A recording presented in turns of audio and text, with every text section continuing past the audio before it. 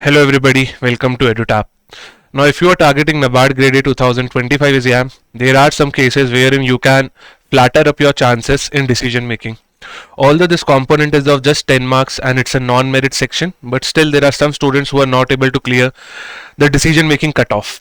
So let's try to avoid that particular case, and therefore we are bringing this special video wherein we are going to solve 2024 all the 10 questions which appeared in the decision making section. So do watch this particular video till the end so that you can understand that what component decision making is all about. Now let's start this particular video, but before I start, there is one very big gift from EduTap side. We are giving you a free comprehensive NABARD Grade A guidebook. In this particular guidebook, you will come to know the work-life balance, all the nitty-gritties about NABARD. What is the salary, what is the work profile, what are the different phases of the exam, and multiple other stuff. So it's a must-have document if you are targeting NABARD Grade A. So do download this. It is absolutely free. It is given in the, you can download it from the given link in the description box below. It's a must-have document. Now let's start this particular video. Allow me to come to the NABARD Grade A paper which we have curated for all of you. And this is for 2024. Okay. Now if I just share this particular paper with all of you, let's start solving this one by one, and I will also request you to keep a close eye on all the questions, okay, and make sure that you have a proper pen and paper with you so that you understand the nitty-gritties of all the different questions. Okay, so let's start. I am now opening the paper with me, and here let's zoom it up so that you can see the paper comfortably, and I will also solve with you. Keep a pen and paper ready with you. Let's see that if you are ready for decision making or not. The first question is, which of the following models of decision making follows rules of thumb? So if I start my pen, yes, which of the following model follows rules of thumb?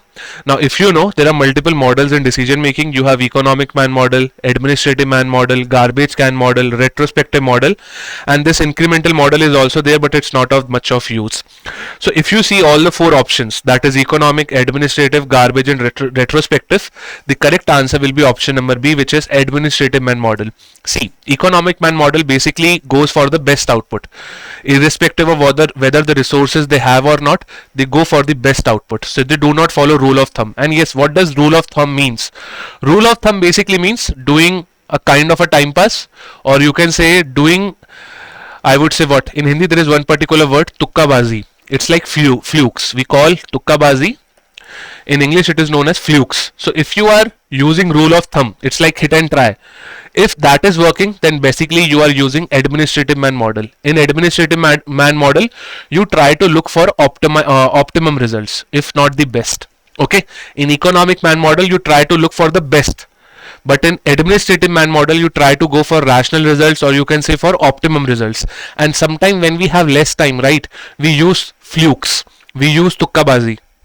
Right, I hope you are able to connect with me. So in administrative man model, there is a specific line, there is a specific feature which says that yes, to save time in the overall decision making process, we can use administrative man model. Garbage can model is not justified over here, because under garbage can model the real word is chaos, or you can say chaos. It's like everybody is saying and you will make a decision out of it.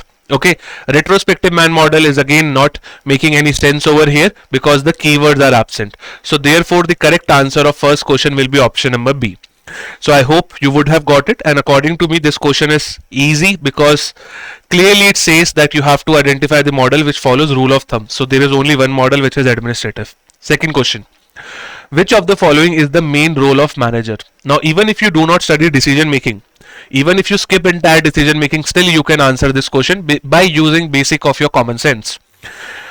But as it is said these days, common sense is not that much common, so you still have to read the question. Which of the following is the main role of manager? To increase the workload of employees? Definitely not. Okay.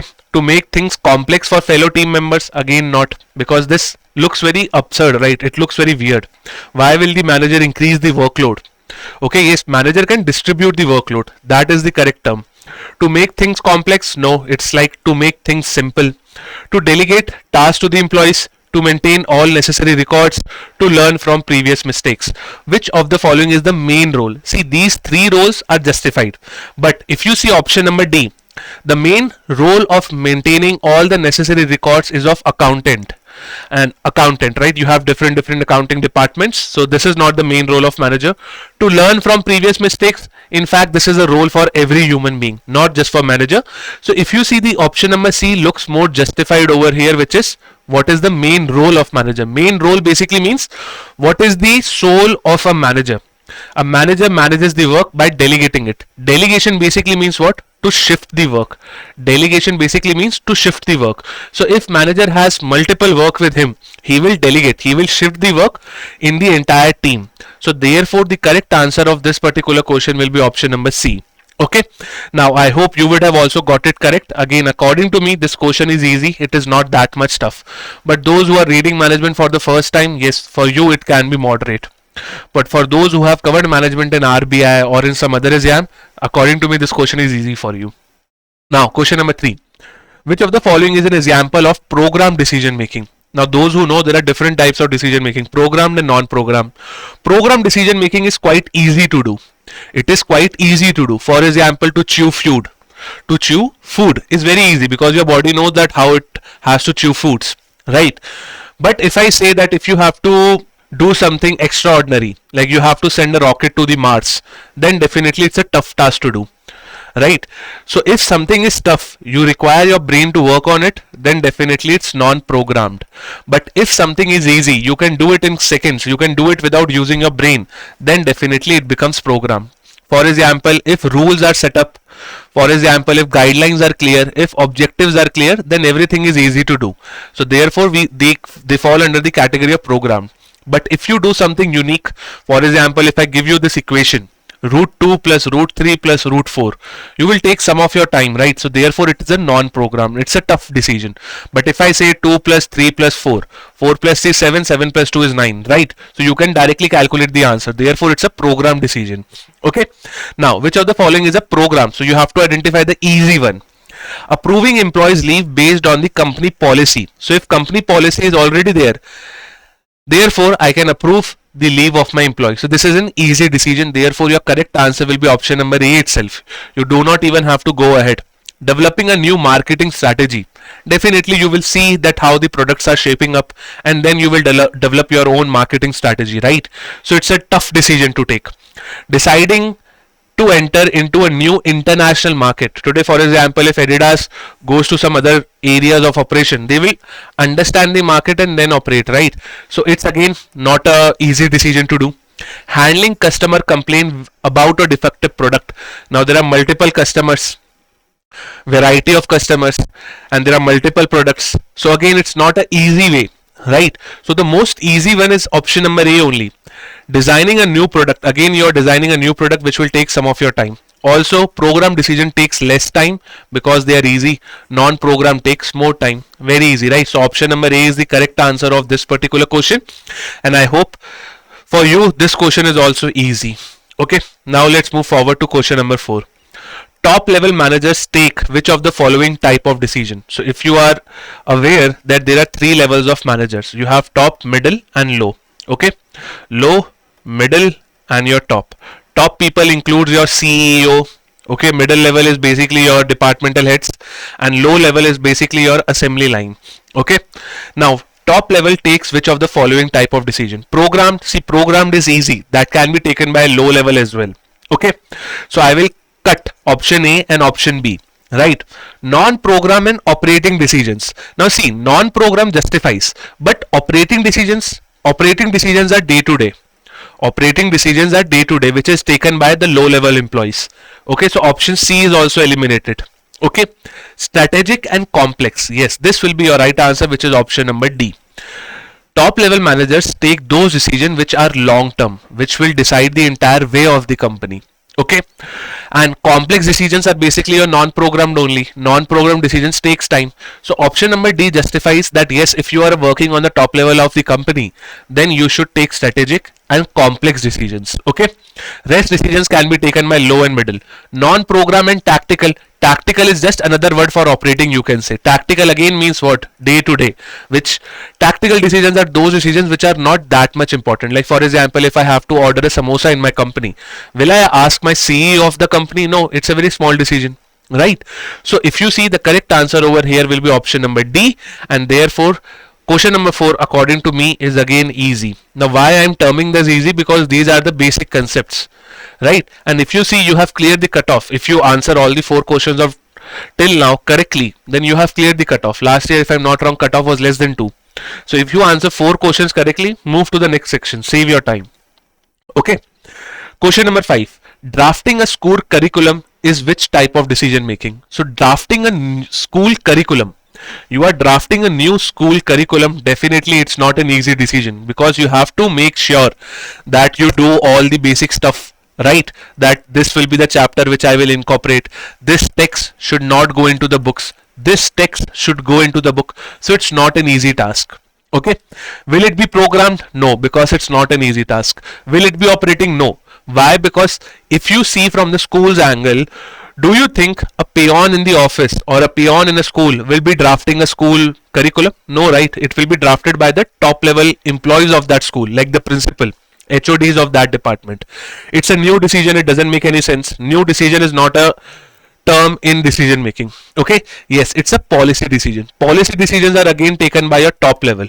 See, policy decisions, strategic decisions, non-program decisions, these are the key words which you have to run after, and these decisions are taken by your top level employees only. Okay. Tactical again does not make any sense over here. Now let's move to question number 6. According to me, the correct answer will be option number D, and yes, I hope you would have also got it correct. It's again an easy question for me. Okay. Question number 6. Decision to enter into a new market despite being profitable in the current market is which of the following type of decision? Now, decision to enter into a new market despite you being profitable. You over here is the company. Despite company being profitable in the current market is an example of which type of decision? Can you tell me? See, over here, creative and innovation is not the correct word, because in creative and innovation you try to develop a new product, right? You try to make some changes in the existing product, or you try to create a new product line itself. But here the correct answer will be opportunity decision. You see that yes, there is an opportunity in that market, let's go and explore that market. If you see the current scenario in India today, Indians are falling in love with SUVs. Okay. Now what? Hatchbacks. What is the status of hatchbacks? The small cars. They are being exported to the African nations. So all the companies in India, be it Hyundai, be it Suzuki, Maruti Suzuki, all they are exporting the hatchbacks to African nations, because hatchbacks are not that much used in India now. People are running after SUVs. So this is basically your opportunity. They are seeing an opportunity and they are running after it. Okay. Now I will term this question as moderate. Why? Because generally when we are teaching you different types of decisions, we do not teach like opportunity decisions, passive decisions, right? Because this is not in the main curriculum. This is not given in your syllabus, right? But still I think those who use their common sense, it's easy. But those who are finding it difficult, those who are reading decision making for the very first time, it can be moderate for you. The correct answer will be option number E, and I hope you would have also got it correct. Okay. Question number 7. Question number 7 says what? Which of the following is a quality of a leader with a high degree of emotional intelligence? Now again, this question is moderate.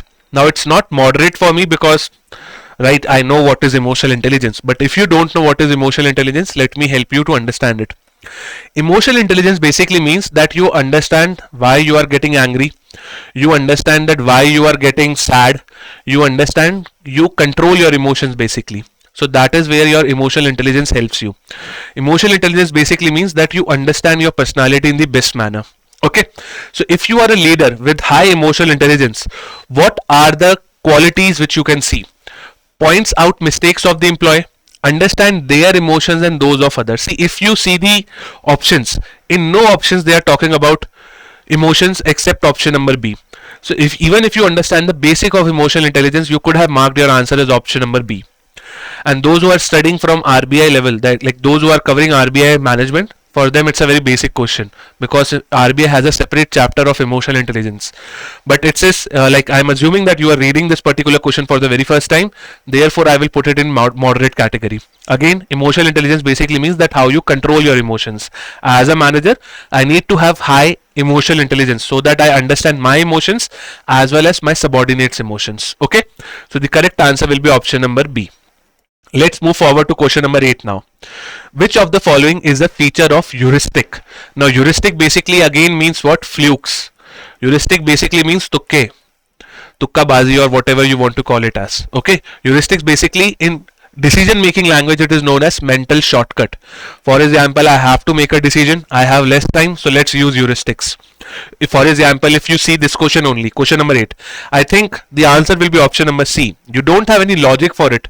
You just say that it will be C because I am having a gut feeling. So this is all mental shortcut. You do not have any kind of logic. So this is known as heuristics.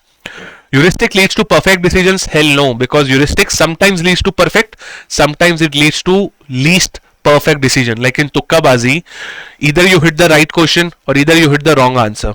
Okay, heuristic increases the complexity? No, it decreases the complexity. It reduces the complexity because you are taking a shortcut. Heuristic decreases the time? Yes, answer will be option number C now. Why? Because definitely heuristic decreases your time to make final decision.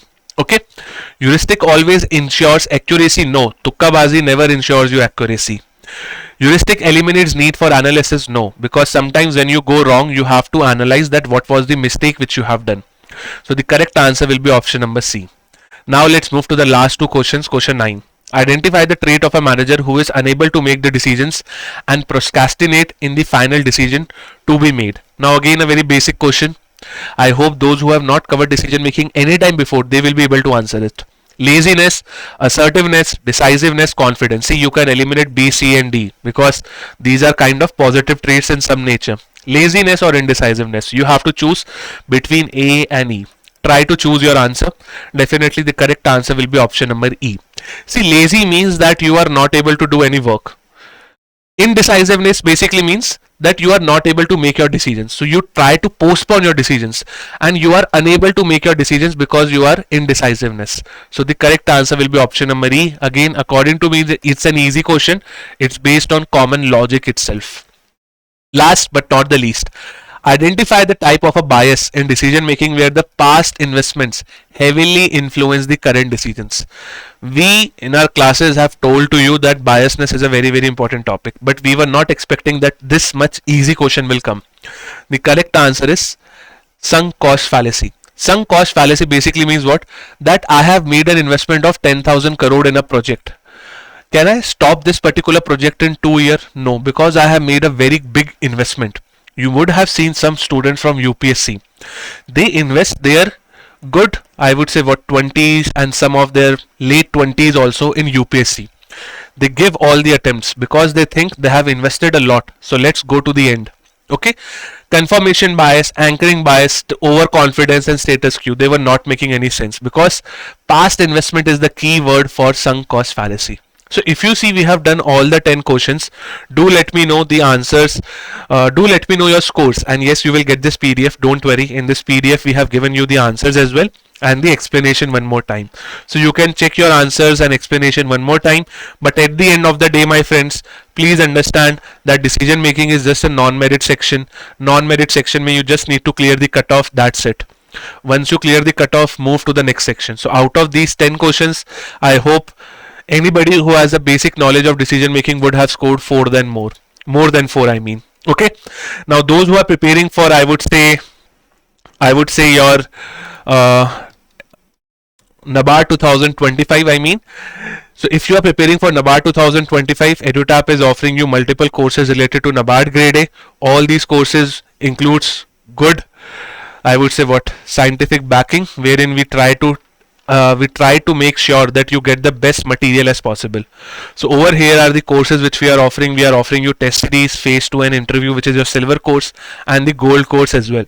Currently there is 71% off on all our NABARD courses. You can see that how big the price drop is, and currently the code is payday. Okay, so you can see this particular website. It's edutap.co.in, and if you buy gold course, you will get everything which comes under the sun for NABARD Grade A.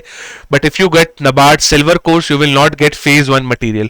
So if you have to study decision making, if you have to study computers, which are critical component of phase 1, go for gold. But if you are comfortable with phase 1 component, then you can go for silver as well.